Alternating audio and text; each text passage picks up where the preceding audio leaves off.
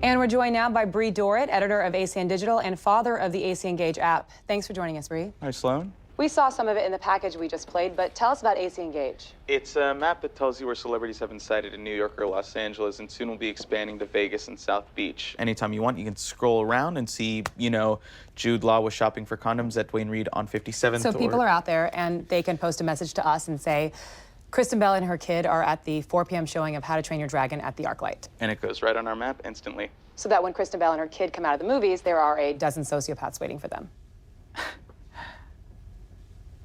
I don't think that's likely. Why not? Well, it's the price of fame, isn't it? No, it's not. It's a punishment for it. Celebrities have been stalked and celebrities have been murdered. What this app is best at is assisting in that, right? I'm sorry you feel that way. AC Engage is citizen journalism. Can you talk about the vetting process the citizen journalism undergoes? The vetting? People can post more than locations, they can post observations. That's right. I'm asking if those posts are fact-checked. This is one specific element of the For site. instance, in a post today, a citizen journalist tells us that Jimmy Kimmel was visibly intoxicated last night at the Soho House in West Hollywood. That's right. Jimmy Kimmel was with his family in Cabo San Lucas last night. People don't read this with the expectation of it being true. Everyone. Excuse me? Everyone. People don't have an expectation that what they're reading is true. They read it for the immediacy. But you're using the word journalism, which means there is an expectation that what they're reading is true. But let me take it a step further. Let's pretend it was true, that Jimmy Kimmel was intoxicated last night at the Soho House in West Hollywood. It's not true, but we don't care, so let's pretend that it is, since that's what we're doing anyway. Why does that belong on our website? Leave her on as long as she wants.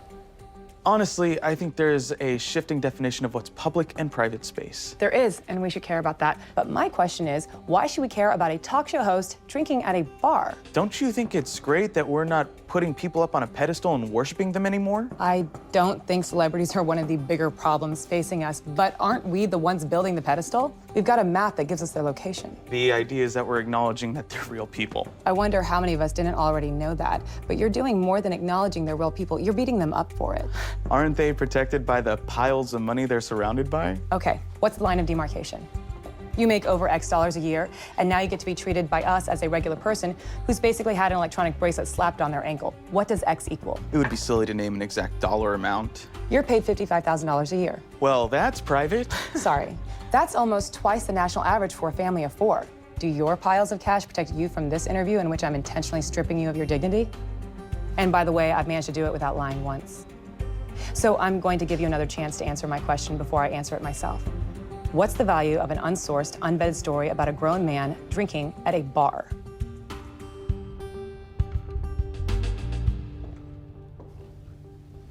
I can't give you all the time in the world. It's entertainment. My concern isn't for the celebrities, even though as sure as we're sitting here, someone's gonna get hurt. My concern's for the rest of us, who you're turning into a wild pack of prideless punks. That's Newsnight for June 24th. I'm Sloan Sabbith, filling in for Will McAvoy. Terry Smith's up next with the Capitol Report.